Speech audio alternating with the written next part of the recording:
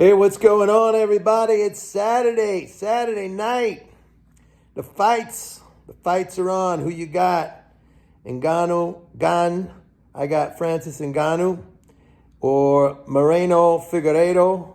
I got Moreno. Although I'll tell you, I think both of those fights, very evenly matched, could go either way. That's my pick. Who you got in football? I'm watching right now the Bengals and the Titans. I think the Titans are going to win this game, although it is in the fourth quarter and it's tied 16-16. And then after that, we got the 49ers and the Packers. I'm going with the Packers. All right, let's talk. Let me mention on Friday, the put-call ratio hit 1.26. That is the highest reading since the week ending March 18th, 2020. Remember March 2020? That was the big sell-off, the pandemic sell-off. So in the short term, I think probably looking at a situation where the market is really oversold and we're going to get a bounce. But I'm sticking with my outlook that I spoke about yesterday, where the fiscal flows now have slowed. We're no longer, the government's running a surplus. I don't see a sustainable upside now for the market because the economy is going to slow down, I think, significantly. So these bounces that we'll get, or that we should get off of very oversold market conditions, or, high levels of bearish sentiment. I mean, these rallies that come from these conditions, I think, are rallies that you have to sell into. I see a period of stagnation ahead, especially because of this budget surplus situation. I mean, again, that's just draining out income and savings from the non-government, from the economy, and that just, you don't have the fuel there.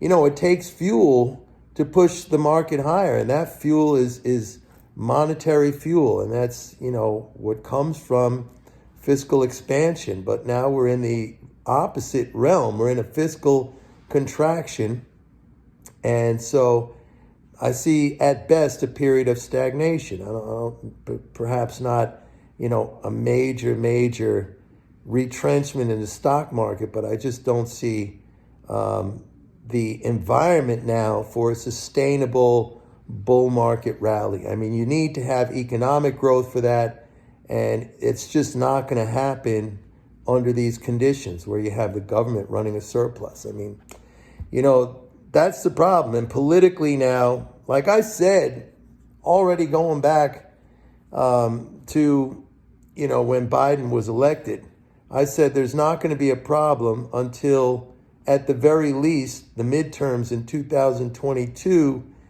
if that results in a change in the fiscal nature of, what's happening right now. But we already hit that change in the fiscal picture without it even having the elections. And the politics right now, we saw it. I mean, Biden's efforts at additional stimulus, they got killed.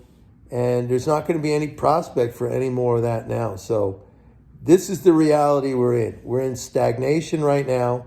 The Fed is going to raise interest rates, maybe not as much as what they're, talking about now, because we're going to see the evidence of a slowing economy, and I think they're going to start to react to that, and they'll probably pull back a little bit. But that's not going to be enough. I mean, you need that fiscal pump to keep things going. Otherwise, you basically have stagnation. You're going to see rising unemployment, because what happens? I mean, firms try to sustain profit levels under those conditions. So the first thing they do is cut costs. And what does that entail? It entails layoffs. So we're going to see higher levels of unemployment. Anyways, it happened quick, folks. I mean, last year we did a $3 trillion deficit. I mean, that is a monumental net transfer to the non-government, to the economy. And now the surplus, again, what is a surplus? The government has to tax more then it spends into the economy. So that net taxation is just taking away people's money and savings. There's no way that that's good.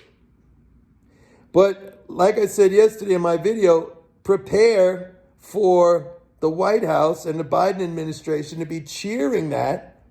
They're going to be talking about that. Hey, we balanced the budget. Isn't that great? Look, Trump ran up this big deficit and now we fixed that. We fixed it. We balanced. That's not good. That is not good. So everyone's going to learn a lesson in MMT here, because this is MMT 101. I mean, you need to have some entity has to net spend. In other words, spend in excess of what they save for the other entities to net save or net, accrue assets. And that's not happening. The one who is now net spending is the non-government, and that is going to show up in higher debt levels and higher debt burdens, etc. Speaking of debt, I looked at the banking data on Friday. We did have an increase in loans. Curiously, I saw that commercial and industrial loans, which had been rising for the past 7 weeks straight, up about $77 billion, they actually fell in the week ending January 12th. So that was the first fall in like 2 months. Not sure why. It could be temporary. Those loans are still contracting year over year, but they're only contracting at a rate of 2.6%. But, they were contracting like 15, 16, 18% year over year. So that rate of contraction has narrowed, but they're still contracting. We'll see if that flips around next week. We had an increase in real estate loans from the prior week when they dropped pretty sharply, but they bounced back. And consumer loans were up, credit card loans were up. So lending was up. Banks cut back a little bit on their securities purchases, although they did buy $14 billion in treasuries. So the banks are still there. They're still there buying treasuries. Everybody else is selling them, but the banks are still there buying treasuries. On that note, the recent rise in yields have really hurt the banks' positions in their fixed income. I mean, now they are net negative, I believe 15 billion, maybe it's 11 billion. I have to go back and check. And this is the first time in over 3 years that what's called their position in available for sale securities negative 11 billion for the first time in 3 years. Those are important, necessary regulatory assets that they must hold, and that gets marked as, a loss, a mark-to-market loss. So that factors into what's called their residual assets minus liabilities, basically bank net worth. And all this has been the Fed's doing in, the hawkish commentary and the flip in monetary policy towards higher interest rates. So they're actually putting their own banking system into a tougher type of a situation. We've seen it before. It'll stop probably sometime in March when the Fed stops these asset purchases. And that's about it. I mean, not a good fiscal picture. Tonight I'm just focusing on watching the fights and watching football. So who you got? Ngannou or Gane? Let's hear it. Have a good evening, everybody. See you tomorrow. Bye.